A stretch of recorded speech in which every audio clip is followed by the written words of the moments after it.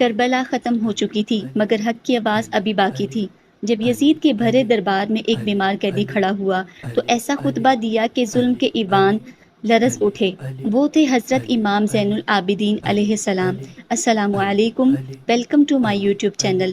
آج ہم آپ کو تاریخ اسلام کے ایک ایسے عظیم خطبے کے بارے میں بتائیں گے جس نے یزید کے دربار میں حق کی آواز کو ہمیشہ کے لیے زندہ کر دیا۔ یہ وہ تاریخی خطبہ ہے جو حضرت امام زین العابدین علیہ السلام نے قید و بیماری کی حالت میں ارشاد فرمایا۔ آئیے جانتے ہیں اس عظیم خطبے کا پس منظر اور اس کے اہم نکات۔ حضرت امام سجاد علیہ السلام کا کردار کیا ہے کہ جب درباری یزید میں آپ علیہ السلام پہنچے، آپ علیہ السلام سے پوچھا گیا کہ آپ کا پورا خاندان شہید ہوا ہے۔ یزید نے پوچھا کہ آپ کچھ کہنا چاہتے ہیں؟ آپ علیہ السلام نے فرمایا کہ جامع مسجد دمشق میں انتظام کیا جائے اور لوگوں کو جمع کیا جائے اور میں وہاں ایک خطبہ دینا چاہتا ہوں۔ یزید نے ویسا ہی کر دیا، انتظام کیا۔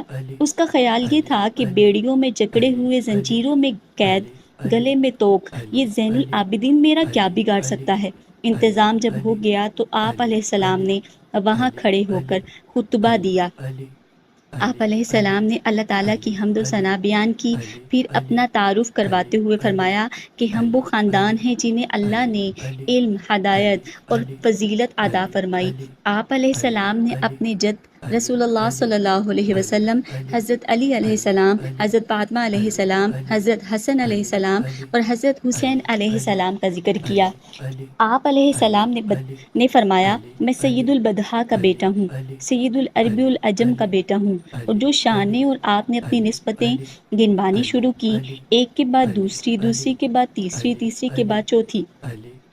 شام کے لوگوں کو یہ حقیقت بہت حد تک معلوم ہی نہ تھی کہ ہم کس کو شہید کرنے کے لیے جا رہے ہیں۔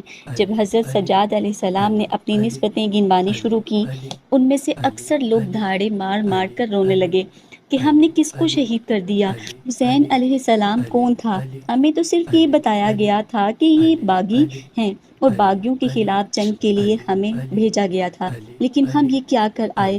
آپ علیہ السلام کے خطبے کی یہ تاثیر کہ یزید کے دربار میں یزید ہی کے فوج کے لوگ جو اپنے ہاتھوں سے یہ سارا کام کر کے آئے تھے، دھاڑے مار کر جب رونے لگ گئے، یزید نے دیکھا کہ یہ تو ابھی منظر بدل جائے گا، تو اس نے جلدی سے مؤذن کو کہا، اذان پڑھو۔ مؤذن نے نماز کا وقت ہو رہا تھا، اس نے اذان پڑھنا شروع کر دی۔ یزید نے اذان کی پناہ اس لیے لی کہ خطبہ رک جائے اور لوگوں کی توجہ ادھر ہو جائے گی۔ جس اسلام اور اذان کا اور قرآن کا مذاق بنایا کرتا تھا یزید، اسی کے دامن میں پناہ لینے پر یہ یزید مجبور ہوا۔ حضرت امام زین العابدین علیہ السلام نے اپنا خطبہ روکا، اذان شروع ہوئی۔ مؤذن نے جب اشہد ان محمد رسول اللہ کے کلمات پڑھے تو حضرت امام زین العابدین علیہ السلام نے مؤذن کو اشارہ کیا کہ ٹھہر جا۔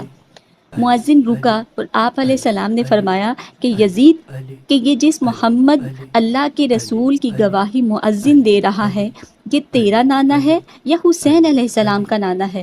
اس بات پر حقیقت یہی تھی کہ یہ حسین علیہ السلام کے نانا ہیں۔ یزید یہ کہنے پر مجبور ہو گیا تو حضرت امام زین العابدین علیہ السلام نے فرمایا، اقتدار تیرا، حکومت تیری، اقتدار تیرا، حکومت تیری، تخت تیرا، ملک تیرا، نام یہاں بھی حسین علیہ السلام کے نانے کا گونج رہا ہے۔ حق کو قید نہیں کیا جا سکتا۔ حضرت امام زین العابدین علیہ السلام کا یہ خطبہ آج بھی ظلم کے سامنے سچ بولنے کا عظیم سبق دیتا ہے۔ اللہ تعالی ہم سب کو اہل بیت کی محبت عطا فرمائے اور اہل بیت کی سیرت و کردار کو اپنانے کی توفیق عطا فرمائے۔ مزید اسلامی ویڈیو دیکھنے کے لیے آپ ہمارے چینل کو لائک کریں، شیئر کریں اور سبسکرائب کریں۔ جزاک اللہ۔ اللہ حافظ۔